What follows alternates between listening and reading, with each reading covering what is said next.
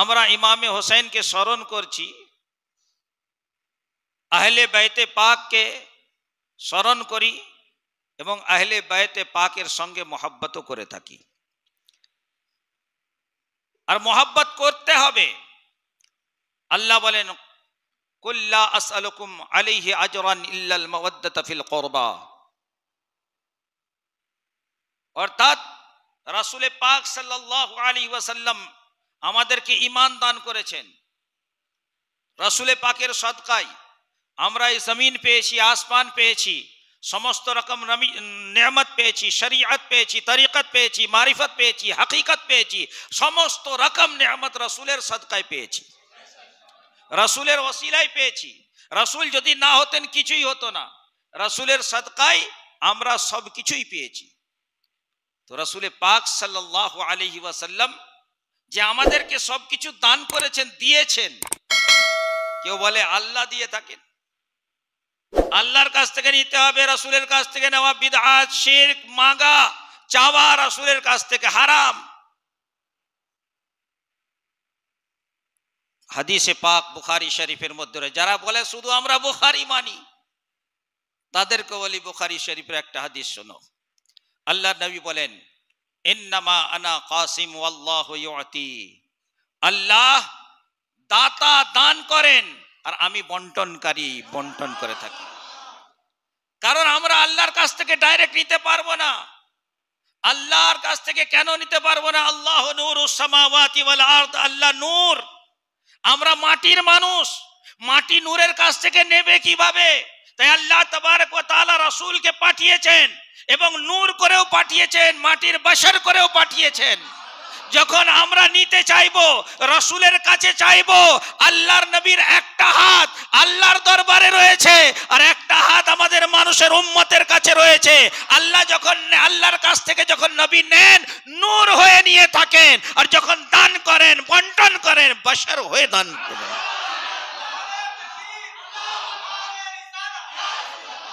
Direct খোদার কাছে নিতে গেলে এই যে সিঁড়ি তৈরি করেন না ছাদে যাওয়ার জন্য, সিঁড়ির কানেকশন ছাদের সঙ্গেও থাকতে হবে, আর সিঁড়ির সম্পর্ক ওই মাটির সঙ্গেও থাকতে হবে। যদি একটা সম্পর্ক ছিন্ন হয়ে যায় তাহলে উপরে ওঠা যাবে না। তাই সম্পর্ক রাসূলের সঙ্গেও রাখতে হবে, আল্লাহর সঙ্গেও রাখতে হবে। তো এত কিছু রাসূল দান করেছেন, তার বদলে আমরা কি দেব রাসূলকে? কোরআন বলছে, কুল লা আসআলুকুম আলাইহি আজরান ইল্লাল মাওয়াদ্দাতা ফিল কুরবা। এই রাসূল আপনি বলে দেন, এই দ্বীনে ইসলাম এর তাবলীগের বদলে আমি তোমাদের কাছে আর কিছু চাই না, আমার আহলে বাইতের সঙ্গে মুহাব্বত করো তোমরা। তো আমরা রাসূলুল্লাহ সাল্লাল্লাহু আলাইহি ওয়াসাল্লামের আহলে বাইতের সঙ্গে এই কারণেই মুহাব্বত করি। আল্লাহ চান যে আমার রাসূলের আহলে বাইতের সঙ্গে তোমরা মুহাব্বত করো। মোহাব্বত করতে হবে কার সঙ্গে? আহলে বাইতের সঙ্গে। হাদিসের মধ্যে রয়েছে, মাম্মাতা আলা হুব্বে আলে মুহাম্মদ মাতা শহীদা। যে আলে মুহাম্মদ অর্থাৎ আহলে বাইতে রাসূলের মোহাব্বতের সঙ্গে মারা গেল, সে শহীদের দরজা পাবে কাল কিয়ামতের দিন। তাই আমরা আহলে বাইতের সঙ্গে মোহাব্বত করি। আর সেই আহলে বাইতে সম্পর্কে আল্লাহর নবী সাল্লাল্লাহু আলাইহি ওয়াসাল্লাম বলেন, আহলে বাইতের মিসাল, তুলনা হযরতে নূহ আলাইহিস সালামের কশতির সঙ্গে করেছেন। আল্লাহর নবী বলেন যে হযরতে নূহ কে আমার আহলে বাইত নূহ আলাইহিস সালামের কশতির মতন, যে তার উপরে সওয়ার হলো, যে তার উপরে চড়লো, সে নাজাত পেয়ে গেল, আর যে তার থেকে পিছনে রয়ে গেল সে ডুবে গেল। আরেকটা হাদিস, আমরা শুধু আহলে বাইতকে মানি না, আমরা আহলে বাইতকেও মানি এবং সমস্ত সাহাবাদেরকেও মানি। আর যদি বলে কেউ শুধু আহলে বাইতকে মানি, সাহাবাদেরকে মানি, সেও আহলে সুন্নাত নয়। আর যদি বলে সাহাবাদেরকে মানি, আহলে বাইতকে না মানি, সেও আহলে সুন্নাত নয়। আহলে সুন্নাত ও জামাত তারাই যারা সাহাবাদেরকেও মানে আর আহলে বাইতকেও মেনে থাকে। আর সাহাবা সম্পর্কে আল্লাহ নবী বলেন, আসহাবি কান্নুজুম বিআইয়িহিম ইক্তাদাইতুম ইহতাদাইতুম। আমার সাহাবারা নক্ষত্রের মতো, তোমরা যাকে অনুসরণ করবে তারই মধ্যে তোমরা হেদায়েত পেয়ে যাবে। এবারে দুটো হাদিসকে মেলান। আল্লাহ নবী কি বলেন? আমার আহলে বায়ত নূহ আলাইহিস সালামের কাশতি বা নৌকার মতো, যে তাতে বসলো সে নাজাত পেয়ে গেল, আর যে তার থেকে পিছনে রয়ে গেল সে পানিতে ডুবে গেল। এই দুনিয়াটা হচ্ছে একটা সমুদ্র, আহলে বায়ত হচ্ছে একটা নৌকা, আর সাহাবায়ে কেরাম নক্ষত্র। নক্ষত্র, নৌকা আর সমুদ্রের মধ্যে সম্পর্কটা কি? আগের জামানায় তুলনায় যখন ক্যাম্পাস ছিল না, দিক নির্ণয় করতো নাবিকরা কি দিয়ে? নক্ষত্রকে দেখে, তারাকে দেখে। যখন জাহাজ চলতো, পূর্বে যাচ্ছি কি পশ্চিমে যাচ্ছি, উত্তরে যাচ্ছি কি দক্ষিণে যাচ্ছি, কোন দেশে যাচ্ছি, রাতের অন্ধকারে নাবিকরা নক্ষত্র দেখে বলে দিত কে অমুক জায়গায় যাচ্ছি। তো আল্লাহ নবী কি বলছেন? যে আহলে বায়ত হচ্ছে নৌকা, পৃথিবীটা হচ্ছে সমুদ্র, সাহাবারা হচ্ছে নক্ষত্র। যদি নাবিক বলে আমি নক্ষত্র বা তারার সাহারা নেব না, তাহলে সে সঠিক দিকে পৌঁছতে পারবে না। আর যদি সেই রকমই কেউ বলে আমরা সাহাবাকে মানি না, আহলে বায়তকে মানি, সেও জান্নাতের সঠিক জায়গায় পৌঁছতে পারবে না। আর যদি মানে সাহাবাকে মানি আর আহলে বায়তকে মানি না, তাহলেও তারা সমুদ্রেই ধারেই বসে থাকবে, তাহলে তারা নৌকাতে কখনো চড়তে পারবে না। আর যদি নৌকাতে না চড়তে পারে, সে কখনোই তার ঠিকানায় পৌঁছতেই পারবে না। আর মুসলমানদের ঠিকানা জান্নাত, সেই জায়গাকে যেতেই পারবে না। আর ধরুন কেউ আহলে বায়তকে মানে, সাহাবাদেরকেও মানে। ধরুন আপনি একটা নদী পার হতে চাইছেন, নদীর ধারে গেলেন, ওই পারে যেতে হলে আপনাকে কি করতে হবে? নৌকাতে বসতে হবে। কোন ব্যক্তি যদি নৌকার প্রশংসা করতে থাকে সকাল থেকে সন্ধ্যা পর্যন্ত, নৌকার সৌন্দর্যে, নৌকার কাঠের, নৌকার গঠনের যদি কেউ প্রশংসা করতে থাকে, আর নৌকাতে যদি না বসে, বলুন সকাল থেকে সন্ধ্যা পর্যন্ত বসেই থাকবে, সে কি নদীর ওই পারে যেতে পারবে? যেতে পারবে না। সেই রকমই যদি কোনো ব্যক্তি শুধু আহলে বায়তের প্রশংসাই করে যায়, সাহাবাদের প্রশংসাই করে যায়, আর আহলে বায়তের নৌকাতে না বসে, সেও কোনোদিন নাজাত পেতে পারবে না। তাহলে কি জানা গেল? আহলে বায়তের প্রশংসা করার সঙ্গে সঙ্গে আহলে বায়তের সুন্নাতের উপরে আমল করতে হবে। আহলে বায়ত যে রাস্তা দিয়েছে, সেই রাস্তায় আমাদেরকে চলতে হবে। আহলে বায়ত যে কথা বলেছে, সে কথাকে আমাদেরকে মানতে হবে। আহলে বায়তের কথা মতো জীবন যাপন করতে হবে, তাহলে আমরা নিজের ঠিকানায় যেতে পারবো, নদী পার করতে পারবো। আহলে বায়তে পাক আমাদেরকে কোন রাস্তাটা দিয়ে গেছেন? আহলে বায়তের আফরাদরা আমাদেরকে কেমন রাস্তা দিয়ে গেছেন, কেমন সুন্নাত দিয়ে গেছেন? শুধু ইমামে হোসেনকে নিয়ে নেন। সৈয়দনা ইমামে হোসেন রাদিয়াল্লাহু তাআলা আনহু আমাদেরকে কি রাস্তা দিয়ে গেছেন? আজ তো অনেক লোক দুনিয়াতে এমন আছে বলে যে ইমামে হোসেন মরে গেছে, শেষ হয়ে গেছে, তাকে স্মরণ করতে হবে কেন? সব কথাতে বলে বিদআত, এটা বিদআত, ওটা বিদআত। তাদেরকে একটা কথাই জিজ্ঞেস করবেন, তাদের যে সব থেকে বড় লিডার এই যুগে, সে প্যান্ট শার্ট পরে আর টাই লাগায়। সব কথাতে বলে আল্লাহ রসুল কি করেছিলেন, সাহাবারা কি করেছিলেন, তাবেঈদের যুগে কি ছিল?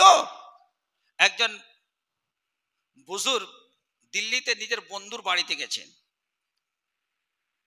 সুন্নি, ফাতিহা করার জন্য সিন্নি দিয়েছেন।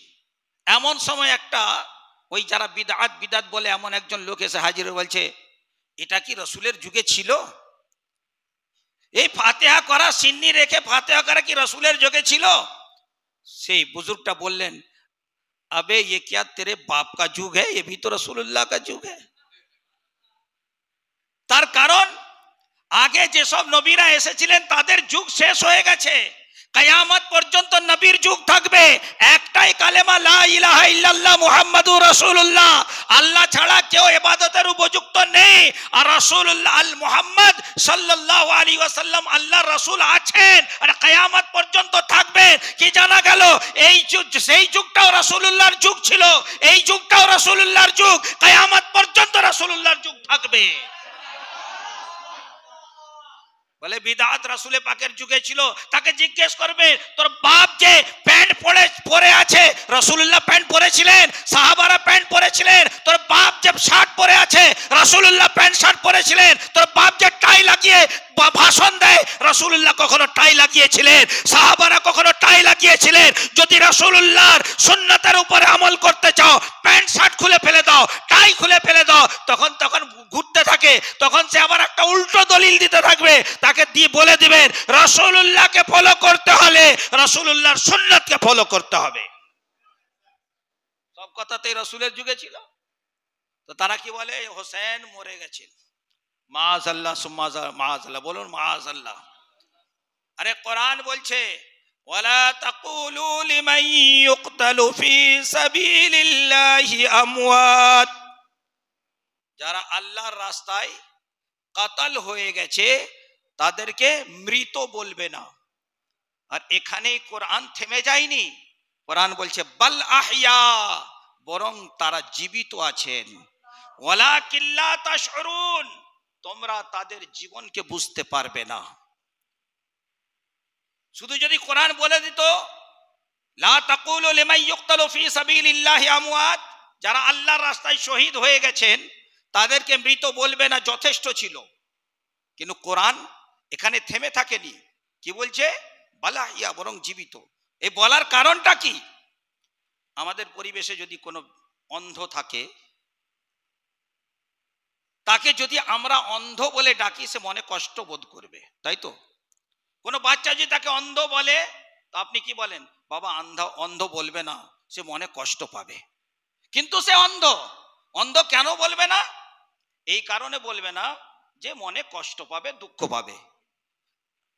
তো যারা আজকে বলে ইমামে হোসেন মরে গেছে, তারা কোরআনকে ভালোভাবে পড়তে শিখুন, বুঝতে শিখুন। কোরআন কি বলছে?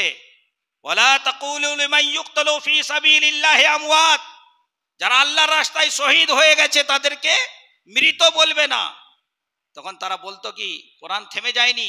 তার কারণ আজকের যুগের এই সব নিকৃষ্ট মানুষগুলো বলতো আরে তারা তো মরে গেছে কিন্তু শহীদ হয়ে গেছে, তো তা মরা, কিন্তু তাকে মরা বলা যাবে নি, তাদের সম্মান রক্ষার্থে বলতে পারতো। তাই তাদের মুখকে বন্ধ করে আল্লাহ বলে দিয়েছেন বালাহিয়া, তারা মৃত নয়, তারা জীবিত। ওয়ালাকিন লা তাশউরুন, তাদের জীবনকে তোমরা বুঝতে পারবে না, তোমাদের মধ্যে বোঝার ক্ষমতা নাই। মনে মনেও ভাবে যাবে না ওয়ালা তাহসাবান্নাল্লাযীনা কুতিলু ফি সাবিলিল্লাহি আমওয়াতা, যারা আল্লাহর রাস্তায় শহীদ হয়ে যায় তাদেরকে মনে মনে মৃত ভাববে না, বালাহিয়া, তারা জীবিত আছেন। কোরআন তাদেরকে জীবিত বলছে। যে শহীদ হয়ে যাবে সে জীবিত। আর ইমামে হোসেন তো শহীদদের সর্দার। हुसैन जैसा शहीद आजम जहां में कोई हुआ नहीं है, छुरी के नीचे गला है लेकिन जुबान पे कोई गिला नहीं है। কোন নালিশের শব্দ ইমামে হোসেনের মুখে ছিল না, অথচ ছুরির নিচে গলা ছিল। তো ইমামে হোসেন জীবিত না মৃত? আমাদের আকীদা কি? ইমামে হোসেন জিন্দা আছেন। তার কয়েকটা দলিল দিয়ে আমি আবার সাবজেক্টের দিকে ফিরে আসি। আমাদের সমাজে যদি কেউ মারা যায়, তার কোনো আত্মীয় যদি বাইরে থাকে, লাশটাকে 24 ঘন্টা রাখতে হলে আমরা কিভাবে রাখি? বরফ দিয়ে রাখি। যদি না রাখি বরফ দিয়ে তাহলে পচে যাবে, গন্ধ আসবে, দুর্গন্ধ বেরিয়ে যাবে, পেট ফেটে যাবে, লাশ বদলে যাবে, তার আসল সুরত থেকে বদলে যাবে, দুর্গন্ধ বেরোবে। এই কারণে বরফ দিয়ে রাখি। কি জানা গেল? আমাদের সমাজে একটা লাশকে রাখতে হলে 24 ঘন্টার বেশি রাখতে হলে বরফ দিয়ে রাখতে হয়, তার বেশি লাশ রাখা যাবে না। কিন্তু কারবালার মাঠে ইমামে হোসেনকে শহীদ করে দেওয়া হয়েছে। ইমামে হোসেনের মাথাকে কেটে তার শরীর থেকে আলাদা করে দেওয়া হয়েছে। ইমামে হোসেনের শরীরের উপরে ঘোড়া দৌড়িয়ে টুকরো টুকরো করে দিয়েছে শরীরের। ইমামে হোসেনের মাথাকে নেজা বল্লামের উপরে রেখে তারা ইমামে হোসেনের মাথাকে নিয়ে যেতে চাইছে। কোথায় নিয়ে যাবে? কারবালা থেকে নিয়ে যাবে কুফা, কুফা থেকে নিয়ে যাবে ইয়াজিদের দরবারে। কোথায়? দমিশ্ক, মুলকে শাম, শাম দেশে নিয়ে যাবে। একদিনের সফর নয়, 24 ঘন্টার সফর নয়, এক মাসের কয়েকটা সপ্তাহের সফর। ইমামে হোসেনকে তারা, ইমামে হোসেনের মাথাকে তুলে রেখেছে। তারা তো জানতো আমাদেরকে এত দূর রাস্তা সফর করতে হবে, অতিক্রম করতে হবে এতটা রাস্তা, ইমামে হোসেনের মাথা তো পচে যাবে না। তারাও জানতো যেই মাথাটাকে আমরা নিয়ে যাচ্ছি সেই মাথাটা কিন্তু সাধারণ মানুষের মাথা নয়, এ জান্নাতি জওয়ানের সর্দারের মাথা নিয়ে যাওয়া হচ্ছে। যে জান্নাতি জওয়ানের সর্দার হয় সে পচে যায় না। তারা জানতো, তারা লড়েছিল ইমামে হোসেনের বিরুদ্ধে, নিজের স্বার্থে লড়েছিল, নিজের রাজত্ব বাঁচানোর জন্য লড়াই করেছিল।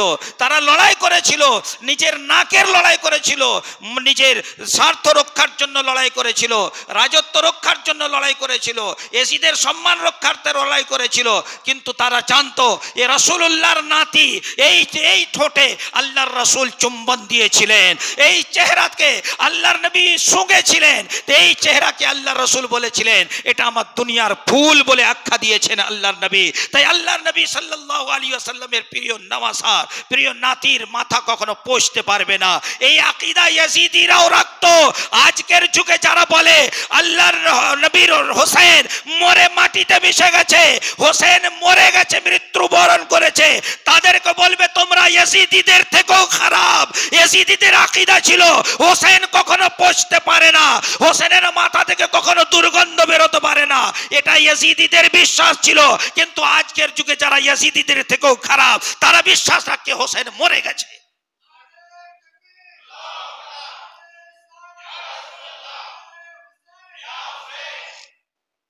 ইমামে হোসেনের মাথাকে নিয়ে যাচ্ছে, একদিন দুদিন নয়, সপ্তাহ সপ্তাহ চলে যাচ্ছে। ইয়াজিদি ফৌজ ইমামে হোসেনের মাথা থেকে দুর্গন্ধ তো দূরের কথা, ইমামে হোসেনের মাথা থেকে জান্নাতের সুগন্ধ আসছিল বলেছে। এর থেকে কি জানা গেল? যে মরে যায় সে পচে যায়, হোসেনের মাথা পচেনি, সুগন্ধ আসছিল। এর থেকে জানা যায় হোসেন মরেনি, হোসেন জীবিত ছিল। আমাদের সমাজে মরে গেলে কেউ বলেনি তার ঠোঁট হিলেনি, কথা বলতে পারেনি, তার চোখ খুলেনি, হাত পা হিলেনি। কিন্তু ইমামে হোসেনের মাথাকে যখন তারা নিয়ে গিয়েছিল, তারাও শুনেছে, গ্রামের মানুষরা যে গ্রাম দিকে নিয়ে গেছে সেই গ্রামের মানুষরাও শুনেছে ইমামে হোসেনের মুখ থেকে কোরআনে পাকের তেলাওয়াতের শব্দ আসত। যে মরে যায় সে কোরআনের তেলাওয়াত করেনি, আর হোসেন কোরআনের তেলাওয়াত করছেন, তার মাথা নেজাতে রয়েছে, বল্লামের উপরে রয়েছে। ইমামে হোসেনের মাথা যখন তার শরীর থেকে লেগেছিল তখন হোসেন জিন্দা ছিল। আজ হোসেনের মাথাকে কেটে নেজার উপরে তুলে রেখেছে, আজও ইমামে হোসেন জীবিত রয়েছে। তাই তো কোরআনের তেলাওয়াত করছে হোসেন। ইমামে হোসেন রাদিয়াল্লাহু তাআলা আনহু কোরআনের তেলাওয়াত কেন করছিলেন? 9 মুহররমের সন্ধ্যার দিকে আমর বিন সাআদ, আমর বিন সাআদ কে ছিলেন জানেন? সাআদ বিন আবি ওয়াক্কাস রাদিয়াল্লাহু তাআলা আনহু দুনিয়াতে আল্লাহর নবী 10 জন সাহাবীদেরকে জান্নাতের সুসংবাদ দিয়েছিলেন। এদেরকে আরবিতে বলা হয় আশারায়ে মুবাশশারা। তারই মধ্যে একজন সাহাবী ছিলেন হযরতে সাআদ বিন আবি ওয়াক্কাস, আর তারই ছেলে আমর বিন সাআদ। বাপ জান্নাতি, বেটা জাহান্নামী। বাপ জান্নাতি আর ছেলে সেই যে নবী সুসংবাদ জান্নাতে দিয়েছিলেন সেই নবীর নাতিকে কতল করার জন্য কারবালাতে এসেছে। আমর বিন সাআদ সন্ধ্যাবেলা হযরতে ইমামে হোসেনের কাছে এলো, যে হোসেন লড়াই করার জন্য প্রস্তুত হয়ে যাও, আর তা না হলে নিজের সমর্থন নিজের হাত দিয়ে ইয়াজিদের হাতে বায়াত করে ইয়াজিদকে সমর্থন দিয়ে দাও। ইমামে হোসেন বললেন, হে আমর বিন সাদ, আজ রাত আমাকে একটা সুযোগ দাও, কাল সকাল হলে 10 মুহররম দেখা যাবে এই কারবালার মাঠে। দুনিয়া ভাবছে, আমর বিন সাদ ভাবছে যে আজ রাতে ইমামে হোসেন রাতের অন্ধকারে হয়তো কোথায় পালিয়ে যাবেন। জিজ্ঞেস করছে, আজ রাতে আপনি কি করবেন? ইমামে হোসেন বলেছেন যে জীবন ভর আমি কোরআনের তেলাওয়াতের সঙ্গে মহব্বত করে এসেছি, কোরআনের তেলাওয়াত করে এসেছি, রাতের অন্ধকারে দাঁড়িয়ে দাঁড়িয়ে নামাজ পড়েছি।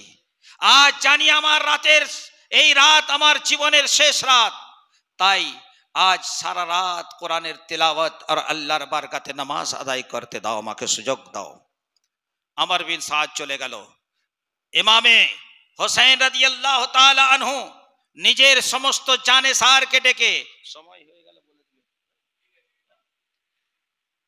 সমস্ত সাথীদেরকে ডেকে বলছেন, এই রাতের অন্ধকারে ইয়াজিদ এবং এই ফৌজ একটাই তাদের উদ্দেশ্য, সে উদ্দেশ্য হলো আমি যেন ইয়াজিদকে সমর্থন জানিয়ে তার হাতে হাত দিয়ে বাইআত করে নিই। তারা আমাকে মারতে চায়, তোমরা যদি ইচ্ছা করো এই রাতের অন্ধকারে নিজের নিজের এলাকার দিকে চলে যাও, আমি কাউকে কোনো বাধা দেব না। হযরতে শহরে বানুকে ডেকে বলছেন, কে শহরে বানু? শহরে বানুর ইতিহাস জানেন। যখন ইরানকে ফাতহ করা হয়েছিল, ইরান জয় করেছিল ইসলামী ফৌজ, সেই ফৌজদের মধ্যে ইয়াজগার সোমের মেয়ে শহরবানিও গ্রেফতার হয়ে এসেছিল। বাদশাহ রাজকন্যা ছিলেন শহরবানু, তাকে এখতিয়ার দেওয়া হয়েছিল যে আপনি কাকে বিয়ে করতে চান। তো শহরবানু বলেছিলেন যে আমি আলীর ছেলে হোসেনকে বিয়ে করতে চাই। আজ কারবালার মাঠে শহরবানু ইমামে হোসেনের সঙ্গে রয়েছেন। ইমামে হোসেন শহরবানুকে ডেকে বলছেন, তুমি ইরানের রাজকন্যা ছিলে, যেদিন থেকে তুমি আমার বাড়িতে এসেছো রাজার মতো সুখ পাওনি। আজ এই কষ্টের সময়ে তুমি আমার সঙ্গে রয়েছো, আজ তোমাকে আমি ইজাজত দিচ্ছি, তুমি যদি চাও এই কারবালার মাঠে রাতের অন্ধকারে এখান থেকে চলে যেতে পারো। শহরবানু বলেছিল যে আমি যখন রাজার বাড়িতে ছিলাম, রাজকন্যা হয়েছিলাম, সেই সুখ পাইনি যেই সুখ হোসেনের ঘরে পেয়েছি, রাসূলের ঘরে পেয়েছি। আজ এই সময় আমি আমার আকা, আমি আপনাকে ছেড়ে যেতে পারবো না। ইমামে হোসেন তারপর সারা রাত কোরআনের তেলাওয়াত করেছেন আর নামাজ পড়েছেন, আল্লাহর কাছে দোয়া করেছেন। আজ যতক্ষণ পর্যন্ত হোসেনের মাথা তার শরীরের থেকে লেগেছিল, হোসেন কোরআনের তেলাওয়াত করেছিলেন। আর সেই কোরআনের তেলাওয়াতের শখ ছিল, ইমামে হোসেনের মাথা কাটা যাওয়ার পরেও সেই মাথা থেকে কোরআনের তেলাওয়াতের শব্দ আসছিল। ইমামে হোসেন যখন মদিনায় ছিলেন, কাফেরদেরকে কালমা পড়িয়ে মুসলমান করতেন। মক্কায় এসেছিলেন, কাফেরদেরকে কালমা পড়িয়ে মুসলমান করেছিলেন। মরার পরে কেউ দ্বীনে ইসলামের প্রচার করতে পারে না, মরে যাওয়ার পরেও কেউ দ্বীনে ইসলামের জন্য কোনো কাফেরকে কেউ কালমা পড়াতে পারে না। কিন্তু ইমামে হোসেন রাদিয়াল্লাহু তাআলা আনহুকে দেখুন, ইমামে হোসেন যে গ্রাম থেকে তার মাথা যাচ্ছে, ইমামে হোসেন কোরআনের তেলাওয়াত করছেন, আর সেই তেলাওয়াতকে শুনে কাফেররা ইসলাম গ্রহণ করছে।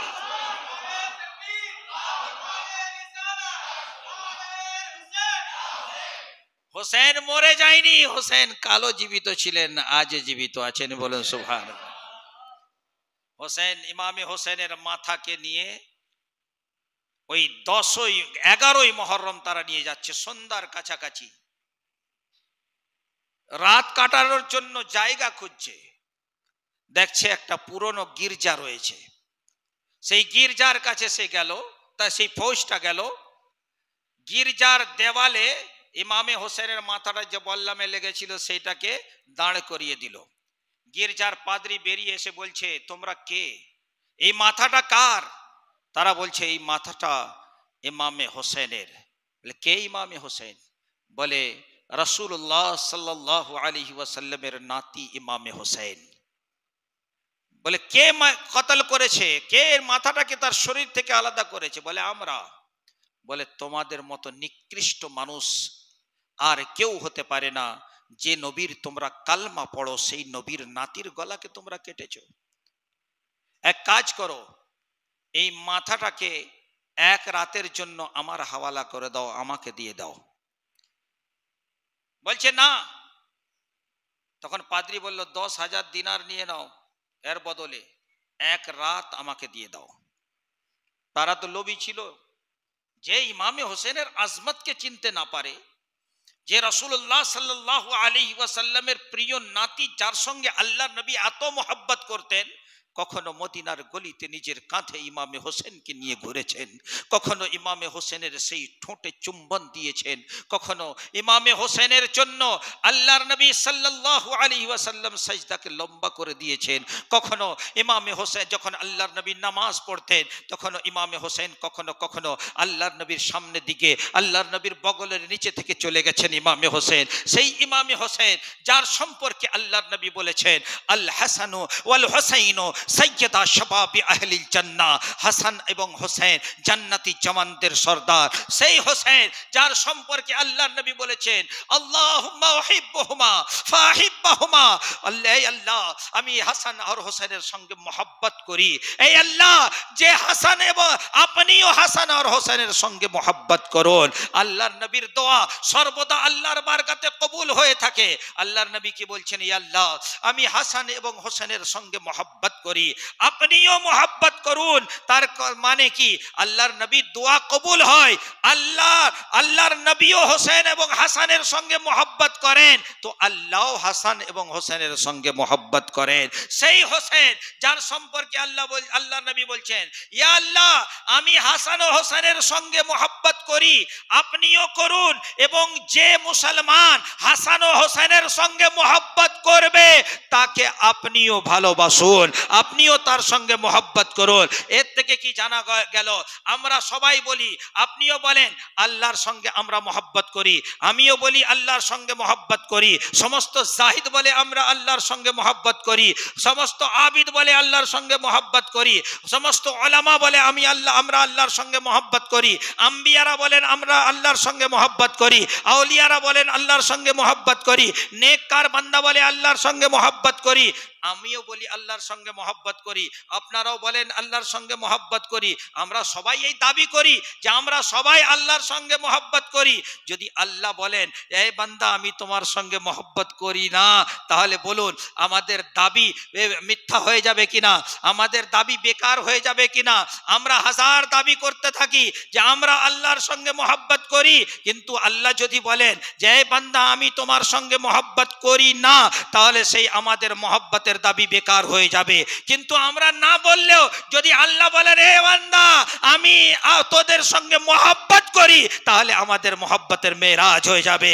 তাহলে কি হবে, যতদিন আমরা বলবো আমরা আল্লাহর সঙ্গে মোহাব্বত করি, ততদিন আমরা কি হবে, মুহিব্বে ইলাহি, আল্লাহর সঙ্গে মোহাব্বতকারী। আর যেদিন আল্লাহ বলে দেবেন এ বান্দা আমি তোমাদের সঙ্গে মোহাব্বত করি, সেদিন আমরা মাহবুবে ইলাহি হয়ে যাব। মুহিব্বে ইলাহি হওয়া একটা ব্যাপার, আলাদা ব্যাপার, আর মাহবুবে ইলাহি হওয়া তার মোহাব্বতের মেরাজ হয়ে যাওয়া। তো আমরা মুহিব্বে ইলাহি না মাহবুবে ইলাহি? আল্লাহ নবী কি বলছেন, এ আল্লাহ আমি হাসান আর হোসেনের সঙ্গে মোহাব্বত করি, আপনিও মোহাব্বত করুন। আর যে বান্দা এই হাসান ও হোসেনের সঙ্গে মোহাব্বত করবে, আপনি তার সঙ্গেও মোহাব্বত করুন। আল্লাহর নবীর দোয়া কখনো না মকবুল হয়নি, আল্লাহর নবীর দোয়া সব সময় মকবুল হয়ে যায়। তো জানা গেল যে হোসেনের সঙ্গে মোহাব্বত করবে সে মাহবুবে ইলাহি হয়ে যাবে। তো ইমামে হোসেনের মাথাকে পাদ্রী কি বলল, এক রাতের জন্য এই হোসেনের মাথাকে আমাকে দিয়ে দাও। বলে কি করবে? বলে এই মাথাতে রক্ত লেগে আছে, পরিষ্কার করব, ধুলো লেগে আছে, আমি পরিষ্কার করব। পাদ্রীকে দিয়ে দিল। পাদ্রী সেই মাথাটাকে নিয়ে নেজা থেকে নামিয়ে একটা প্লেটের মধ্যে রেখে পরিষ্কার করে তার মধ্যে খুশবু লাগিয়ে তার সামনে বসে গেল। রাত যখন অর্ধেক রাত কেটে যাবার পর কি দেখছে, আল্লাহ তাবারক ওয়া তাআলা তার চোখের পর্দাকে সরিয়ে দিলেন। দেখছে কি, যে সেই পাদ্রী দেখছে আকাশ থেকে নূরের একটা ধারা ইমামে হোসেনের মাথা পর্যন্ত পৌঁছাচ্ছে। তখন পাদ্রী দেখে বলছে, এই হোসেন, মাথা কেটে যাওয়ার পরেও যখন আল্লাহর নূর বর্ষিত হচ্ছে, তাহলে আপনার যদি এত ক্ষমতা, আপনার যদি এত মর্যাদা, আপনার রাসূলের মর্যাদা কত হবে? এই হোসেন, আপনি সাক্ষী হয়ে যান, আপনার মাথার সামনে আমি কালমা পড়ে মুসলমান হয়ে যাচ্ছি। কি জানা গেল, যে হোসেন যদি মরে যেতেন তাহলে পাদ্রীকে কালমা পড়াতে পারতেন না। জানা গেল হোসেন জীবিত রয়েছে, তাই একজন পাদ্রীকে কালমা পড়িয়ে মুসলমান করে দিচ্ছে।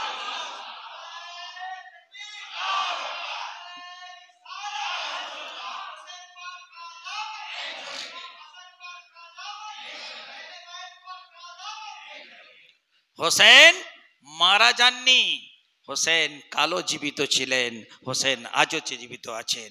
যতক্ষণ পর্যন্ত হোসেনের মাথা তার শরীরের থেকে লেগেছিল ততদিন হোসেন জীবিত ছিলেন। তার শরীর থেকে মাথা কেটে দেওয়ার পরও হোসেন আজও জীবিত রয়েছেন।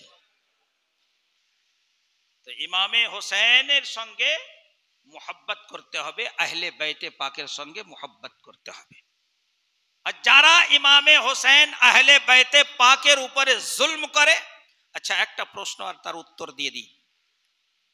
কারবালার মাঠে হক পথে কে ছিল, বাতিল পথে কে ছিল? আজকে কিছু লোক বলে না তো সবাই টুপিওয়ালা, সবাই একই কোরআন পড়ে, সবই একই কালমা পড়ে, সবই একই নামাজ পড়ে, আবার মতবিরোধ কেন, আবার ফিরকাবাসী কেন, সব আলাদা আলাদা কেন, সবের মসজিদ আলাদা, সবের ইমাম আলাদা, মুয়াজ্জিন আলাদা। আরে কোরআন তো এক, আল্লাহ এক, রাসূল এক, সব তো কালমা এক, ওই নামাজও আমরা একই নামাজ পড়ি, তা আবার টুপিওয়ালা দাড়িওয়ালাদের মধ্যে মতভেদ কেন? তাদেরকে জিজ্ঞেস করুন, ইমামে হোসেন কারবালার মাঠে ইমামে হোসেনের মতো নামাজিকে কে পাবে? কোথায় পাওয়া যাবে হোসেনের মতো নামাজি? সাজদার মধ্যে ইমামে হোসেনের মাথাকে তার শরীর থেকে আলাদা করা হয়েছিল। আখেরি সাজদাও ইমামে হোসেন ছাড়েননি। ইমামে হোসেনও কারবালার মাঠে নামাজ পড়েছিলেন। কারবালার মাঠে দুটো জামাত হতো, একটা ইমামে হোসেনের জামাত হতো আর একটা ইয়াজিদিদের জামাত হতো। ইতিহাস পড়ুন, ইমামে হোসেনও কালমা পড়তেন, যে কালমা ইমামে হোসেন পড়তেন সেই কালমা ইয়াজিদি ফৌজরাও পড়তো। যে কোরআন ইমামে হোসেন পড়তেন সেই কোরআন ইয়াজিদিরাও পড়তো। তাহলে আবার ইমামে হোসেন তাদের বিরুদ্ধে জিহাদ কেন করেছিলেন? কি জানা গেল? টুপিওয়ালা দুদিকেই হতে পারে, কিন্তু এক দল হক পথে থাকে, এক দল না হক পথে থাকে। কোরআন পড়নেওয়ালা সবাই হতে পারে, কিন্তু কারো কোরআন এই কণ্ঠের হালকুমের নিচে যায়, কারো আবার নিচে যায়নি, উপর থেকে বেরিয়ে চলে যায়। নামাজ সবাই পড়তে পারে, কেউ রাসূলের মোহাব্বতে নামাজ পড়ে, কেউ আবার রাসূলের সুন্নাতকে ছেড়ে দিয়ে নামাজ পড়ে।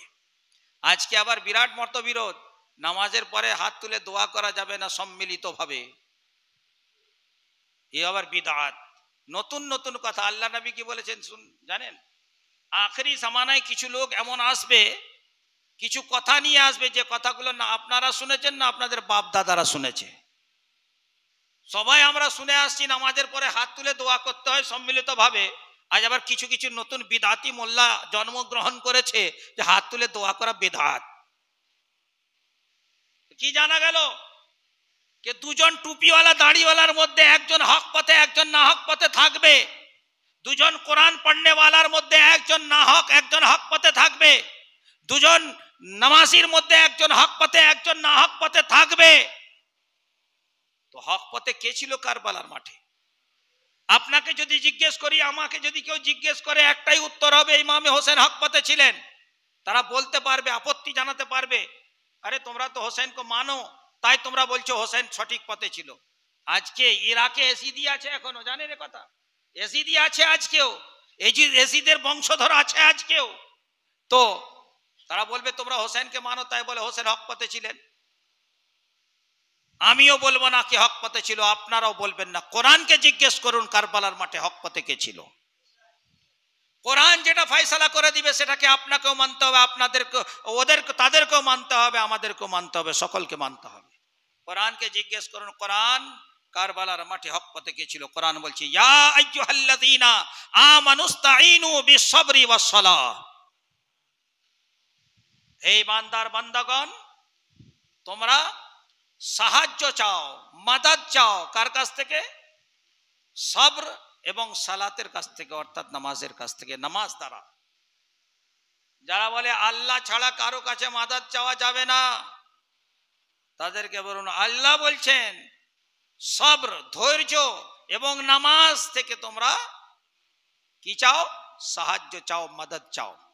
আর কাদেরকে বলেছেন আল্লাহ তাআলা? ইয়া আইয়ুহাল্লাযীনা আমানু, ঈমানদার বান্দাদেরকে বলেছেন। তো সাহায্য কে চাইবে? আল্লাহ ছাড়া। আল্লাহ ছাড়া নামাজের কাছ থেকে, সবরের কাছ থেকে কারা সাহায্য চাইবে? মুসলমানরা। যারা মুসলমান নয় তারা চাইবে না। কোরআন কাদেরকে বলছে? ইয়া আইয়ুহাল্লাযীনা আমানু, হে ঈমানদার বান্দাগণ তোমরা সাহায্য চাও। কার কাছ থেকে? নামাজের কাছ থেকে, ধৈর্য সবরের কাছ থেকে। কি জানা গেল? যে মুসলমান হবে সে আল্লাহর কাছ থেকেও সাহায্য চাইবে, আল্লাহর বান্দাদের কাছ থেকেও সাহায্য চাইবে। আর যে মুসলমান হবে নি সে বলবে শুধু আল্লাহর কাছ থেকে চেয়ে যাও, আল্লাহ ছাড়া কারো কাছ থেকে চাওয়া যাবে না। আল্লাহ ঈমানদারকে বলছে। তো কোরআন বলছে নামাজ এবং সবর, এই দুটো জিনিস থেকে তোমরা মদদ চাও, সাহায্য চাও। আর আগে বলছে কোরআন, ইন্নাল্লাহা মাআস সাবিরিন, বেশক আল্লাহ সবরকারীদের সঙ্গে রয়েছেন। আচ্ছা, আল্লাহ যার সঙ্গে রয়েছেন সে হক পথে থাকবে, না যার সঙ্গে আল্লাহ নাই সে হক পথে থাকবে? যার সঙ্গে আল্লাহ রয়েছেন সে হক পথে থাকবে। এবারে কারবালার মাঠটা দেখে নেন, কারবালার মাঠটা দেখে নেন। ইমামে হোসেনকে যারা ডেকেছিল, আচ্ছা ডেকেছিল কে? আমরা ভাবি ইয়াজিদিরা ডেকেছিল, না ইয়াজিদিরা ডাকেনি। আপনার যদি কোনো শত্রু হয়, রাতের অন্ধকারে রাত 12টার সময় যদি কোনো জায়গায় আপনাকে ফোন করে ডাকে, এই কাজে একটা খুব জরুরি কাজ আছে তুমি চলে এসে যাবেন? শত্রু আছে মেরে ফেলবে, যদি কোনো বন্ধু আপনার ডাকে হ্যাঁ চলে যাবে। তো ইমামে হোসেনকে যদি ইয়াজিদিরা ডাকতো ইমামে হোসেন যেতেন না।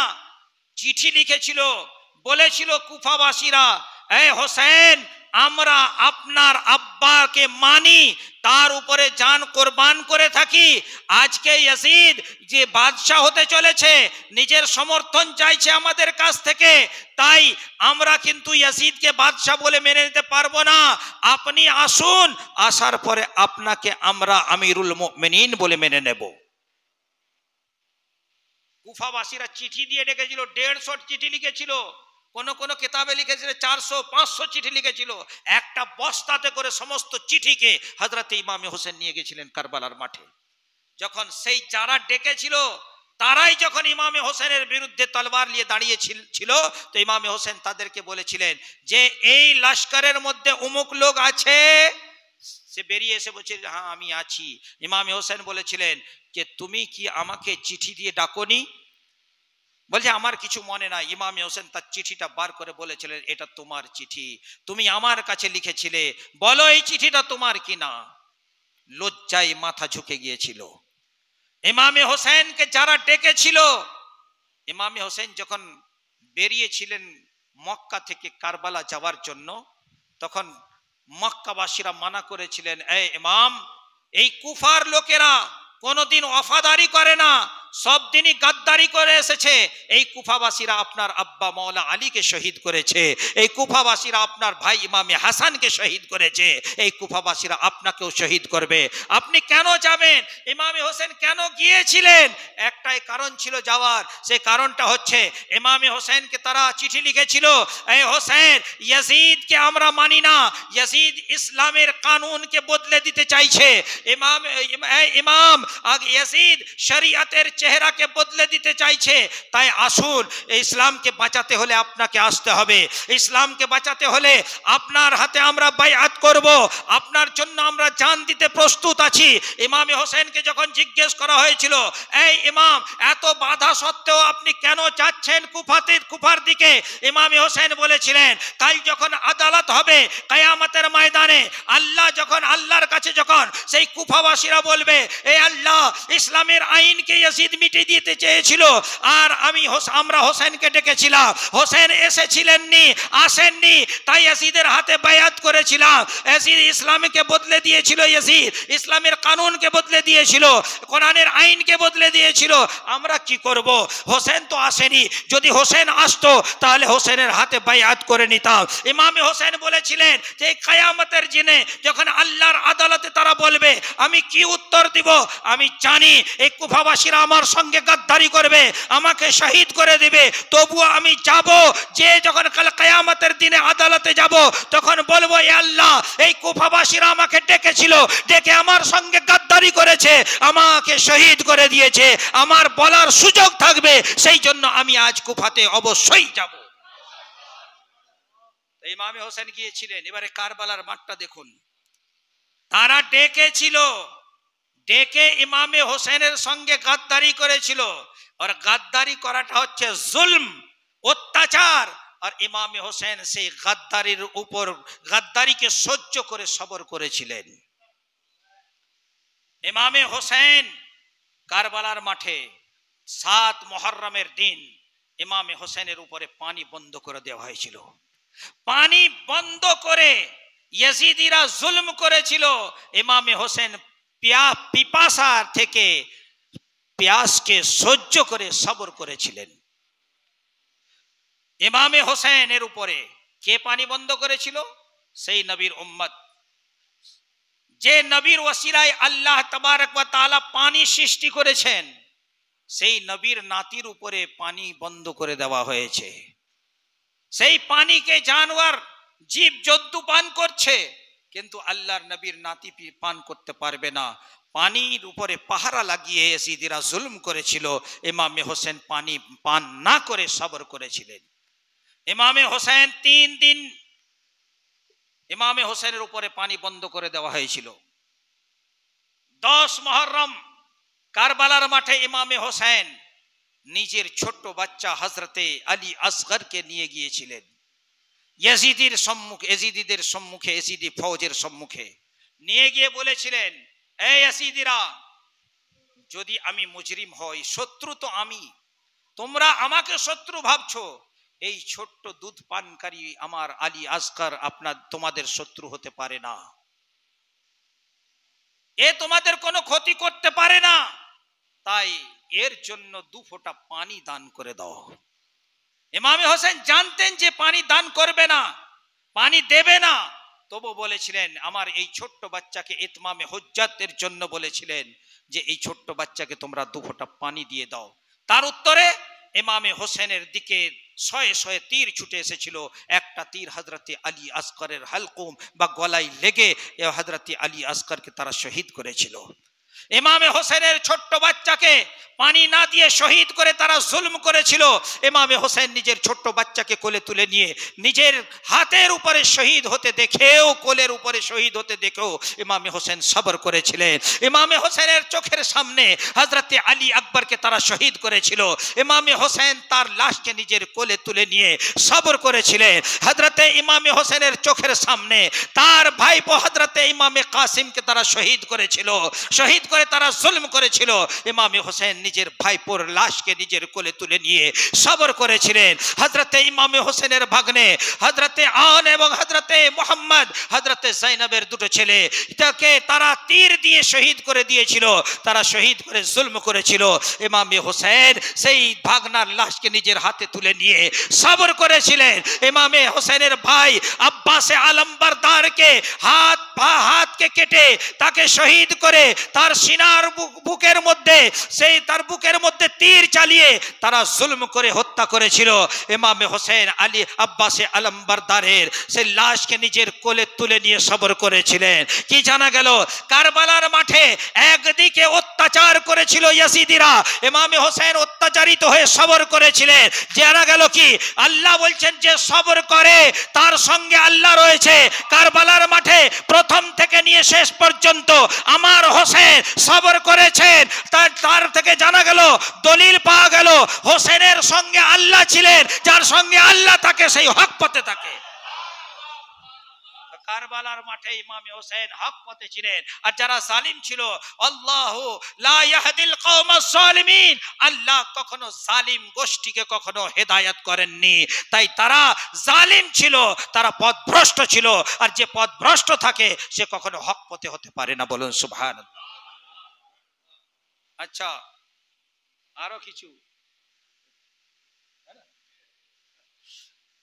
কিছু আরো প্রশ্ন ছিল, ইনশাআল্লাহ আগামীতে কখনো আপনাদের, যেটা বলতে চেয়েছিলাম প্রথম থেকে, যে ইমামে আহলে বাইতে পাক, আচ্ছা, আহলে বাইতে পাক কে মানার জন্য কি কাজটা করতে হবে? শুধু প্রশংসা করলে হবে না, তাদেরকে অনুসরণ করতে হবে, মোহাব্বত করার সঙ্গে সঙ্গে তাদের কথা মতো জীবন যাপন করতে হবে। এবারে কারবালা 12টা পর্যন্ত, আচ্ছা আচ্ছা, যতক্ষণ আগ্রহ থাকবে বন্ধ করে ইশারা করে দিবেন, 1 সেকেন্ডের মধ্যে বন্ধ করে দেবো ইনশাআল্লাহ। বলছিলাম যে শুধু প্রশংসা করলে হবে না, তাদের কথা মতো জীবন যাপন করতে হবে। ইমামে হোসেনের সঙ্গে মোহাব্বত করতে হলে আজকে কোনো হিরোকে যদি কেউ ফলো করে আমাদের সমাজে, দেখেন না কেমন কেমন চুল কাটা থাকে, এদিকে নালা করে দেয়, এখানে ছোট উপরে বড়, কার আবার একটা পায়জামা ছোট একটা পায়জামা বড়, কার আবার প্যান্ট এখানে কাটা, জিজ্ঞেস করলে বলে অমুক হিরো এইভাবে পরে তাই আমরা পড়ি। পার্থিব জীবনে আমরা আমাদের সমাজের কিছু লোক হিরোকে ফলো করলে তার হেয়ার কাটিং এর মতো চুল রাখে, তার পোশাকের মতো পোশাক পরে, তো আমরা তো রাসূলের দিওয়ানা, আমরা তো আহলে বাইতের সঙ্গে মোহাব্বত করি, তো আমরা কেন আহলে বাইতকে অনুসরণ করব না? তারা যেমন পড়েছে সেরকম আমাদেরকে পড়তে হবে, তারা যেমন জীবন যাপন করেছে সেরকম আমাদেরকে করতে হবে। কারবালার মাঠে ইমামে হোসেনের সবক কি ছিল, পাঠ কি ছিল, কি পাঠ দিয়ে গেছেন ইমামে হোসেন, কি পাঠ পড়িয়েছেন কারবালার ময়দানে? যখন ইমামে হোসেনের সমস্ত সাথী শহীদ হয়ে গেলেন, হযরতে জাইনুল আবেদিন ছিলেন, অসুস্থ ছিলেন, বিমার ছিলেন, আর কিছু ছোট ছোট বাচ্চা রয়ে গেলেন। ইমামে হোসেন রাদিয়াল্লাহু তাআলা আনহু নিজের ঘরের সমস্ত বাকি মহিলাদেরকে, বাচ্চাদেরকে জমা করে ওসিয়ত করেছিলেন, নসিহত করেছিলেন যে এবার আমার পালা, এবার আমাকে এরা শহীদ করে দেবে। ইমামে হোসেন কত সবর করেছিলেন জানেন?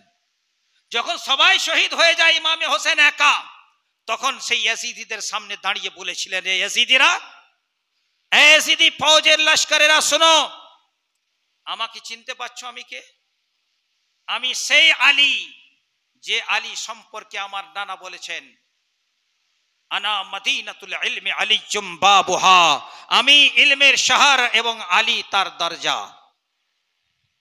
সেই আলী, সেই আলীর ছেলে আমি, যে আলীর হাতে আল্লাহর নবী ঝান্ডা দিয়ে খায়বরের ময়দানে বলেছিলেন যে আলীর সঙ্গে আল্লাহ এবং রাসূল মোহাব্বত করেন এবং আলী আল্লাহ এবং রাসূলের সঙ্গে মোহাব্বত করেন, সেই আলীর ছেলে আমি। আমি সেই ফাতেমার লখতে জিগর, কলিজার টুকরা, যে ফাতেমা সম্পর্কে আল্লাহর নবী আমার নানা বলেছেন কিয়ামতের দিনে একজন আওয়াজ দেনেওয়ালা আওয়াজ দিবে যে এই কিয়ামতবাসীরা, তোমরা হাশরবাসীরা, তোমরা নিজের মাথাকে নিচে করে নাও, চোখ বন্ধ করে নাও, মাথা ঝুঁকিয়ে নাও, তার কারণ আমার হাবিবের মেয়ে ফাতেমা জান্নাতের দিকে যাবে। তখন হযরতে ফাতেমা 70,000 হুরের সঙ্গে জান্নাতে দাখিল হয়ে যাবে। এই ইয়াজিদিরা চিনো আমাকে, আমি সেই ফাতেমার ছেলে, আমি সেই হোসেন। আজ তোমাদের সামনে দাঁড়িয়ে বলছি, তোমরা আমার ছেলে আলী আসগরকে শহীদ করে দিয়েছো, তোমরা আমার ছেলে আলী আকবরকে শহীদ করেছো, আমার ভাইপো কাসিমকে শহীদ করেছো, আমার ভাগনা আন মোহাম্মদকে শহীদ করেছো, আমার ভাই আব্বাস আলমবরদার শহীদ করেছো, আমার সমস্ত মুহিব্বিনদেরকে তোমরা শহীদ করে দিয়েছো। দেখো সকলের লাশ কেমন ভাবে পড়ে রয়েছে। আজ হোসেন তোমাদের কাছে দাঁড়িয়ে রয়েছে, হোসেন আজও তোমাদের সঙ্গে অঙ্গীকার করছে যে এখনো তোমাদের সঙ্গে অঙ্গীকার করছে, যদি তোমরা এখনো তওবা করে নাও, তাহলে এই হোসেন, তোমরা যদি তওবা করে সঠিক পথের দিকে এগিয়ে যাও, তাহলে এই হোসেন আলী আসগরের খুনকেও মাফ করে দেবে, আলী আকবরের রক্তকেও মাফ করে দেবে, কাসিমের রক্তকেও মাফ করে দেবে, আন মোহাম্মদের রক্তকেও মাফ করে দেবে, সমস্ত মুহিব্বিনদের রক্তকে মাফ করে দেবে। আর শুধু মাফ করা নয়, আমি কাল কিয়ামতের দিনে নানার কাছে তোমাদের শাফাআত করিয়ে দেব যদি এখনো তওবা করে নাও। তাই ইমামে হোসেন রাদিয়াল্লাহু তাআলা আনহু সবরের মিসাল কিয়ামত পর্যন্ত কেউ আনতে পারবে না, এমন সবর পেশ করেছিলেন হযরতে ইমামে হোসেন। কেউ বলে আরেকটা প্রশ্ন করি যে ইমামে হোসেন, আবার ওখানেই ফিরে যাব ইনশাআল্লাহ, ইমামে হোসেন কারবালার মাঠে আমাদেরকে কি সবক দিয়ে গেছে। একটা প্রশ্ন আরো করে যায়, যারা আজকের যুগে কিছু মানুষ প্রশ্ন করে ইমামে হোসেন লড়াই করতে গিয়েছিলেন মদিনা থেকে মক্কা আর মক্কা শরীফ থেকে কুফা, লড়াই করতে গিয়েছিলেন, যুদ্ধ করতে গিয়েছিলেন ইমামে হোসেন। ওনার যাওয়া তো উচিত হয়নি, কেন গেলেন? কিন্তু আমাদের আকীদা কি? ইমামে হোসেন লড়াই করতে যাননি, লড়াইকে শেষ করতে গিয়েছিলেন। কিভাবে? যদি কেউ লড়াই করতে যায়, ভারতে ফৌজ 40 বছরের মধ্যে যারা ফৌজ হয়, সিপাহী হয়, রিটায়ারমেন্ট হয়ে যায়। তার কারণ কি? 40 বছরে বুড়ো ঘোষণা, বৃদ্ধ ঘোষণা হয়ে যায়। 40 বছরের পরে আর সেই মাঠে, লড়াইয়ের মাঠে লড়তে পারবে না, তাকে রিটায়ার করে দেওয়া হয়। কি জানা গেল? যে লড়াই করতে যাবে সে বুড়ো বয়সে কখনো লড়াইয়ের মাঠে যাবে না। ফৌজ যখন লড়াই করতে যায়, সে সঙ্গে মহিলা বাচ্চাদেরকে নিয়ে যায় না, মেয়েদেরকে নিয়ে যায় না। ফৌজ যখন লড়াই করতে যায়, তার সঙ্গে ফৌজ থাকে, হাতিয়ার থাকে। যখন কেউ লড়াই করতে যায়, তখন সে কোনো অসুস্থ মানুষকে সঙ্গে নিয়ে যায় না, সুস্থ সবল মানুষকে নিয়ে যায়। ইমামে হোসেনের ইতিহাস দেখুন। ইমামে হোসেন যখন কারবালার মাঠে গিয়েছিলেন, তখন ইমামে হোসেনের বয়স 55 থেকে বেশি হয়ে এলো। ইমামে হোসেন যখন কারবালার মাঠে গিয়েছিলেন, ইমামে হোসেনের সঙ্গে ইমামে হোসেনের মেয়ে হযরতে সাকিনা ছিল, বোন হযরতে জৈনব ছিল, বিবি হযরতে শাহরবানু ছিল। ইমামে হোসেন যখন কারবালার মাঠে গিয়েছিলেন, তার সঙ্গে তার অসুস্থ ছেলে হযরতে জাইনুল আবেদিন ছিল, ছোট ছোট বাচ্চা ছিল। এর থেকে জানা গেল ইমামে হোসেন যদি লড়াই করতে যেতেন তাহলে ফৌজ নিয়ে যেতেন। ইমামে হোসেন যদি লড়াই করতে যেতেন তাহলে মহিলাদেরকে সাথে নিয়ে যেতেন না। ইমামে হোসেন যদি লড়াই করতে যেতেন তাহলে অসুস্থ ছেলেকে নিয়ে যেতেন না। ইমামে হোসেন ফৌজ নিয়ে যেতেন। এর থেকে জানা গেল হোসেন লড়াই করতে যাননি, লড়াইকে শেষ করতে গিয়েছিলেন। কিভাবে শেষ করতে গিয়েছিলেন? ইমামে হোসেনকে যখন কারবালার মাঠে ইয়াজিদি 22,000 লস্কর যখন ঘিরে ফেললো, একটা কথা বলছি, একটা জিনিস মনে পড়ে যাচ্ছে।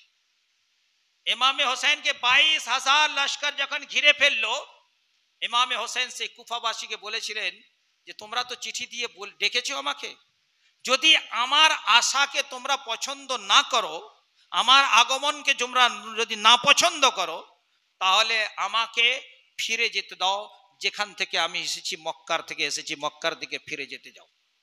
আর যদি তা না হয় তাহলে আমাকে অন্য কোথায় যেতে দাও, যেখানে কেউ আমাকে চেনে না, এমন অজ্ঞাত জায়গায় আমি বসবাস করে বাকি জীবন কাটিয়ে দেব। আর যদি তা না হয়, এটাও যদি তোমরা না চাও, তাহলে আমাকে ডাইরেক্ট ইয়াজিদের কাছে নিয়ে চলো, আমি নিজে ইয়াজিদের সঙ্গে কথা বলে নিজের ব্যাপারটা নিজে বুঝে নেব। ইয়াজিদিরা কি বলেছিল? একটাই শর্ত, ইয়াজিদের হাতে হাত দিয়ে বাইআত করতে হবে, না হলে গর্দন দিয়ে দিতে হবে, শহীদ হয়ে যেতে হবে। ইমামে হোসেন তখন বললেন, এই মাথা, যেই মাথাতে আল্লাহর রাসূল হাত রেখেছেন, এই মাথা কখনো ঝুঁকবে না। এই হাত, যে হাতকে আল্লাহ রাসূল সাল্লাল্লাহু আলাইহি ওয়াসাল্লাম নিজের হাত দিয়ে টেনেছেন, এই আঙ্গুল, যে আঙ্গুলকে আল্লাহর রাসূল ধরে মদিনার বাজারেতে ঘুরিয়েছেন, সেই হাত কখনো ওই নাপাক হাতে দেওয়া যাবে না, ইমামে হোসেন বলেছিলেন। তো কি জানা গেল? ইমামে হোসেন যদি লড়তে যেতেন তাহলে এই 3টে শর্ত রাখতেন? 3টে শর্ত রাখতেন না। যখন তারা মজবুর করে দিয়েছে, তখন ইমামে হোসেন শহীদ হয়ে গিয়েছেন। ইমামে হোসেন লড়াই করতে যাননি, লড়াইকে শেষ করতে গিয়েছিলেন। ইমামে হোসেন রাদিয়াল্লাহু তাআলা আনহু 72 জন ছিলেন, তারা কত ছিল? 22,000। আর জানেন ইমামে হোসেন শহীদ হয়ে যাওয়ার পর তার বদলে কতজনকে মারা হয়েছে?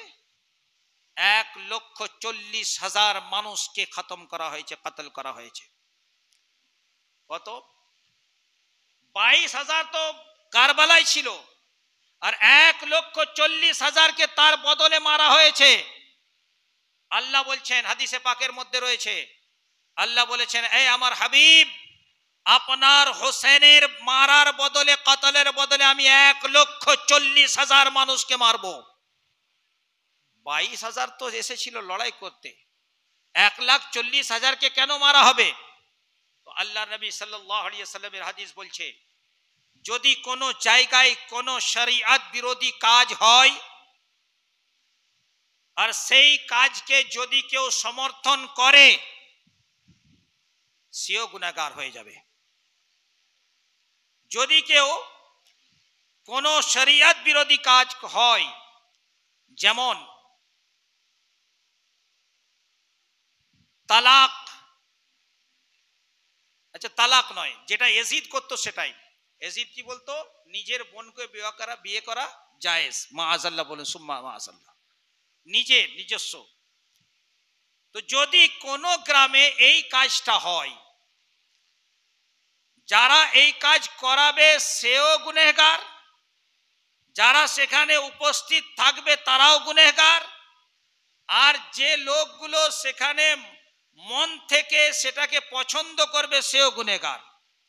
আচ্ছা, যদি কেউ এখানে ওই গুনার কাজটা হচ্ছে, এখানে একজন লোক নাই, সে বোম্বাইতে রয়েছে, কিন্তু বোম্বাই যখন শুনতে পেল আমাদের গ্রামে এই কাজটা হচ্ছে, তখন সে সেখান থেকে খুশি হয়ে গেল, রাজি হয়ে গেল, সে সেখান থেকেই গুনেহগার হয়ে যাবে।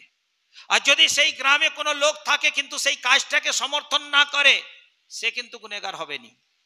তো ইমামে হোসেনের বিরুদ্ধে 22,000 লস্কর তো কারবালাতে এসেছিল। যারা নিজের ঘরেও ইমামে হোসেনের বিরুদ্ধে ইয়াজিদকে সমর্থন করেছিল তারাও গুনেহগার ছিল। যারা ইমামে হোসেনের শহীদ হওয়াকে খুশ হয়ে গিয়েছিল তারাও গুনেহগার হয়েছিল। এইভাবে 1,40,000 মানুষ গুনেহগার হয়েছিল। তাই আল্লাহ তাবারক ওয়া তাআলা এক হোসেনের মাথার বদলে 1,40,000 মানুষকে সাজা দিয়েছিলেন। তো ইমামে হোসেন রাদিয়াল্লাহু তাআলা আনহু যখন সব শহীদ হয়ে গেলেন, কারবালার মাঠে কি সবক দিয়ে গেছেন ইমামে হোসেন। যখন সবাই শহীদ হয়ে গেলেন, ইমামে হোসেন নিজের বাড়ির মহিলাদেরকে, মেয়ে, বোন, বিবিকে ডেকে, বাচ্চাদেরকে ডেকে জমা করে বলছেন, এবারে আমার পালা এসেছে, এবারে আমাকে এরা শহীদ করে দেবে। আমার শহীদ হয়ে যাওয়ার পর তোমরা কি করবে? তোমরা ইমামে হোসেনকে, ইতিহাস বলছে ইমামে হোসেন রাদিয়াল্লাহু তাআলা আনহু বলেছিলেন, আমার শহীদ হয়ে যাওয়ার পর তোমরাও আমি যেমন সবর করছি সেই রকম তোমরাও সবর করবে। বলুন সুবহানাল্লাহ। তোমরা জোর গলায় কাঁদবে না, তোমরা নিজের চুলকে নুচবে না, তোমরা নিজের ছাতি পিটবে না, তোমরা আমার শোক মানাবে না। ইমামে হোসেন নসিহত করেছিল। আর ইমামে হোসেনের শহীদ হয়ে যাওয়ার পর ইমামে হোসেন রাদিয়াল্লাহু তাআলা আনহুর ঘরের বাকায়া মহিলা এবং বাচ্চারা কি করেছিলেন? ছোট ছোট বাচ্চাদেরকে বেঁধে দেওয়া হয়েছিল। হযরতে ইমামে জাইনুল আবিদিনের হাতে হাতকড়ি, পায়ে বেড়ি লাগিয়ে দেওয়া হয়েছিল।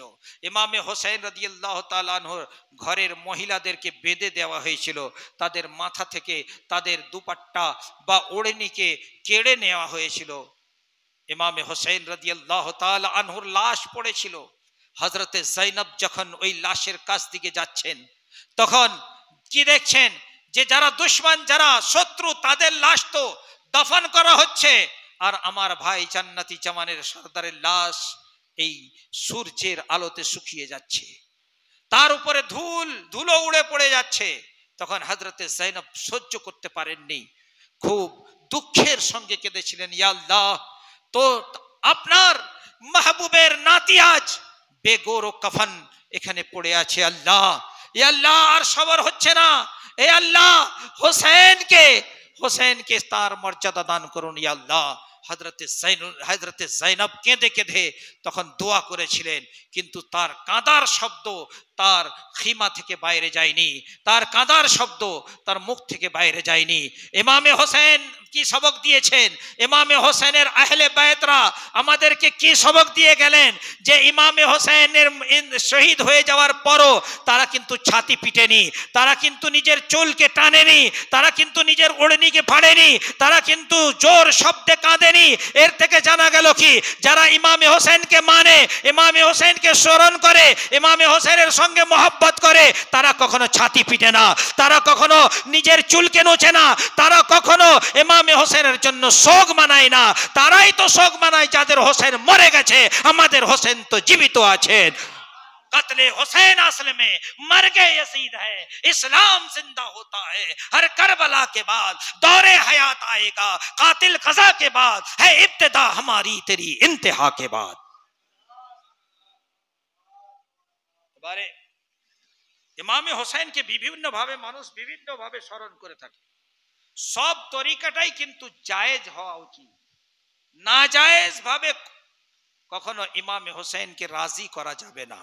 ইমামে হোসেনকে রাজি করতে হলে জায়েজ তরিকার উপরে আমল করতে হবে, না জায়েজ কাজ করা যাবে না। আজ যখন আমরা ইমামে হোসেন নামে শরবত বিলি করি বলে বিদআত, ইমামে হোসেন নামে খিচড়ি বিলি করি বলে বিদআত। তারাই আবার পূজার প্রসাদ খেয়ে থাকে, সেটা বিদআত নয়। যারা বলে যে ইমামে হোসেনের শরবত, ইমামে হোসেনের খিচড়ি বিদআত, তারাই পূজার প্রসাদ খেয়ে থাকে, তারা বিদআত মনে করে না। কি জানা গেল কে ইমামে হোসেনের সঙ্গে দুশ্মনির কারণে বলে থাকে, ইসলামের কানুনকে ইয়াজিদের মতো বদলে দেওয়ার জন্য তারা বলে থাকে। আমি শুনেছি আপনাদের এলাকায় ইমামে হোসেনের নামে জুলুস বের হয়। এই জুলুস কোথা থেকে এলো? ইমামে হোসেনের মাথাকে নিয়ে ইয়াজিদের দরবার পর্যন্ত গেল, প্রথমে উবাইদুল্লাহ বিন জিয়াদ, তারপরে সেখান থেকে ইয়াজিদের দরবারে। তারপরে ইমামে হোসেনের মাথা কোথায়? শরীর তো কারবালাতে, মাথা কোথায়? হযরতে জাইনব কোথায় গেলেন সেখান থেকে? হযরতে সাকিনা কোথায় গেলেন? হযরতে শাহরবানু কোথায় গেলেন? হযরতে জৈনুল আবেদিন কোথায় গেলেন? হযরতে হাসানে মুসাল্লা কোথায় গেলেন? হযরতে ইমামে হাসানের ছোট কিছু বাচ্চা ছিল, তারা কোথায় গেলেন? তাদেরকে ইয়াজিদ নিজের পাপকে লুকোনোর জন্য কি করেছিল জানেন? নিজের পাপকে লুকোনোর জন্য ইমামে হোসেনের মাথা সহিত বাকি যেসব আহলে বাইতে পাক জীবিত ছিলেন তাদেরকে কাফেলা স্বরূপ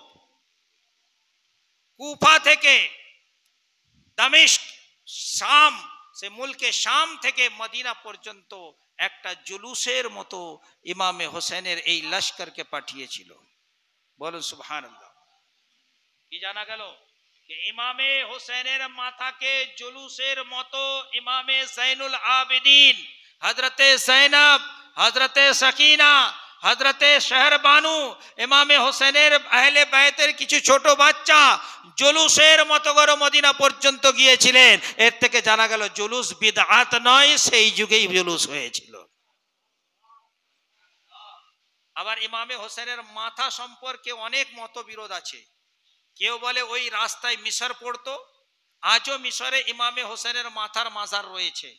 কেউ আবার বলে যা সেই মাথাকে নিয়ে আবার কারবালায় ফিরে এসেছিলেন তারা, আর তারা এসে ইমামে হোসেনের শরীরের সঙ্গে মাথা লাগিয়ে তারা আবার ওখানে দাফন করেছিলেন। নানা রকম মত রয়েছে। যেখানেই থাক না কেন ইমামে হোসেনের মাথা, যেখানেই থাক না কেন শরীর, ইমামে হোসেনকে আমরা স্মরণ করে থাকি। সেখান থেকে ইমামে হোসেন আমাদেরকে দেখতে পান, আমাদেরকে শুনতে পান, আমাদের মাহফিলকে দেখতে পান। আর আমাদের এটাও বিশ্বাস, যদি ইমামে হোসেন চান তাহলে আমাদের মাহফিলে হাজির হয়ে আমাদের কিসমতকে বদলে দিয়ে থাকেন। বলেন সুবহানাল্লাহ। তো জুলুস করা, শরীয়তে একটা কানুন আছে, আল আসলু ফিল আশিয়াই আল ইবাহা। আমি প্রথমেই বলি না যে আল্লাহ নবী তো প্যান্ট শার্ট পরেননি, তোমরা কেন পরো? সাহাবারা পরেননি, তোমরা কেন পরো? টাই লাগাননি, তোমরা কেন লাগাও? তো প্যান্ট শার্ট পরা শরিয়াতে হারাম নয়, তাই পরি, এটাও তো বিদআত। সেই রকমই যে কোনো কাজ করতে হলে তাকে দেখতে হবে শরিয়াতে কোনো মানা এসেছে কিনা। যদি শরিয়াতে কোনো নিষেধ থাকে তাহলে সেটা হারাম হবে, যদি নিষেধ না থাকে সেটা হারাম হবে নি, জায়েজ।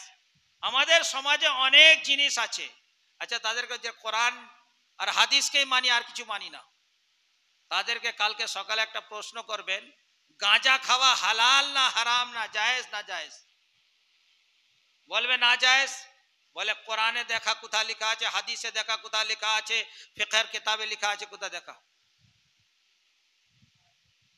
তাদেরকে জিজ্ঞেস করবেন, যদি লেখা না থাকে তাহলে বলবেন তো গাঁজা খেয়ে পড়ে থাক তোরা, কারণ হাদিসেও নাই, কোরআনেও নিষেধ নাই, হাদিসেও নিষেধ নাই। আর তারা তো ফিকাহকে মানেনি, কোনো ইমামকে মানেনি, কোনো মাযহাবকে মানেনি, বলে হাদিসকে মানি। বলে কোন হাদিসকে মানো? বলে শুধু সহি হাদিসকে মানি। কোন কিতাবে সহি হাদিস? বলে বুখারীকে মানি, মুসলিমকে মানি, নেসাইকে মানি, সুনানে আবু দাউদকে মানি। মানো? হ্যাঁ। আর মাযহাব? বলে কোনো মাযহাবকে মানিনি, ইমামে শাফিঈকে মানিনি, ইমামে মালিককে মানিনি, ইমামে আহমদ বিন হাম্বলকে মানিনি, তার মাসলাককে মানিনি, ইমামে আজমের মাযহাবকে মানিনি, মাযহাবকে মানিনি। কাকে মানো? হাদিসগুলোকে মানি। আর যে মাযহাব মানে সে কি? বলে বিদআতি হারাম। মাযহাবকে মানা বিদআতি হারাম। তাহলে যে মাযহাবকে মানবে সে কে? বলে সে হারামকার। এবারে বলুন, যদি কোনো ব্যক্তি হারাম কাজ করে তার উপর বিশ্বাস করা যাবে শরীয়ত সম্পর্কে? সে হাদিস তো ভুলও বলতে পারে। যে হারাম কাজ করবে সে হাদিস তো ভুলও বলতে পারবে। তো বুখারী যে লিখেছেন ইমামে বুখারী, তিরমিজি লিখেছেন ইমামে তিরমিজি, ইমামে বুখারীও ইমামে শাফিঈর মুকাল্লিদ ছিলেন, ইমামে তিরমিজি ইমামে শাফিঈর মুকাল্লিদ ছিলেন। এবারে বলো, যদি ইমামে বুখারীর সহি হাদিসকে মানি তাই ইমামে বুখারীকে মানতে হবে। তো ইমামে বুখারী তো হারাম কাজ করে বসে আছেন আগে থেকেই, তো এ তো তাকলিদ করে নিয়েছেন। ইমামে বুখারী তো আগেই ইমামে শাফিঈর তাকলিদ করে বসে আছেন, অনুসরণ করে বসে আছেন। তাহলে ইমামে বুখারী তো হয়ে গেলেন হারামকার। যে হারাম কাজ করে শরীয়তে তার কোনো হাদিসকে কিভাবে মান্যতা দেওয়া যায়? জানা গেল কি, এরা বলে কিন্তু কথা বুঝে না। এরা শুধু নিজের মন গড়া কথা বলে, না হাদিস জানে, না কোরআন জানে, না কোরআন বুঝে, না হাদিস বুঝে। আর সহি হাদিস কি সেটাই তারা বুঝতে পারে না। আমি তাদেরকে চ্যালেঞ্জ করে বলছি, কে যদি সহি হাদিসের আলোতে এক রাকাত নামাজ আদা করে দেয় তার পুরো জীবনের গোলামি আমি তাদের নামে লিখে দেব। এক রাকাত নামাজ পড়তে পারবে না সহি হাদিসের আলোকে। তাই মনে রাখবেন একটা কায়দা, যে জিনিসগুলোকে শরীয়তে নিষেধ করা হয়েছে সেই জিনিসগুলোই হচ্ছে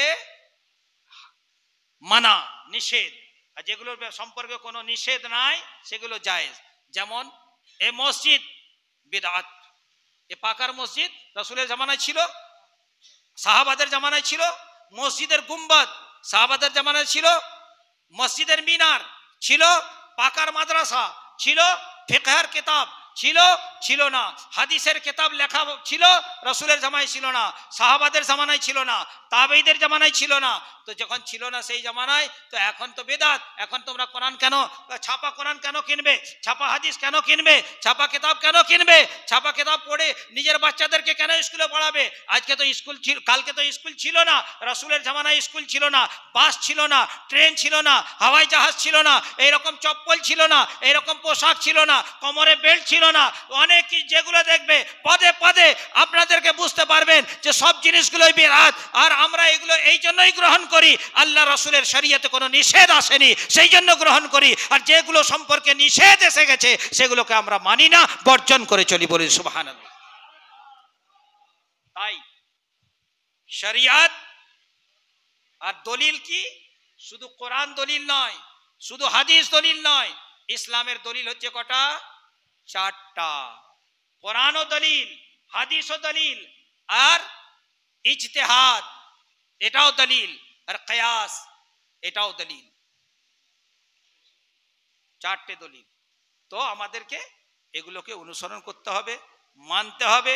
অনেক বিভ্রান্তি সৃষ্টি করার চেষ্টা হবে। মনে রাখবেন, যেগুলো চলে গেছে তার পিছনে পড়বেন না কখনো। গরুর গোয়াল যদি চুরি করে কেউ গরু নিয়ে পালিয়ে গেছে, দেখছেন টাঁটি ভাঙা রয়েছে, বেড়া ভাঙা, সকালে উঠে দেখছে ভোরবেলা 10টা গরু ছিল গোয়ালে, 2টো বেরিয়ে চলে গেছে। আপনি আগে কি করবেন? টাঁটিটা আগে ভালো করে বন্ধ করবেন না গরুর পিছনে ছুটবেন? গরু খুঁজতে গেলে যেগুলো রয়েছে সেগুলো বেরিয়ে চলে যাবে। আগে টাঁটিটা বন্ধ করুন দরজাটা, তারপরে পিছনে যাবেন খুঁজতে। সেই রকমই যারা আহলে হাদিস হয়ে গেছে, যারা দেওবন্দি হয়ে গেছে, ওয়াহাবি হয়ে গেছে, বদআকিদা হয়ে গেছে, যেতে দিন, তাদের পিছনে পড়বেন না। যারা আছে তাদেরকে গুছিয়ে রাখুন, তাদেরকে বোঝানোর চেষ্টা করুন, তবেই ইমামে হোসেন রাজি হয়ে যাবেন, বলে সুবহানাল্লাহ।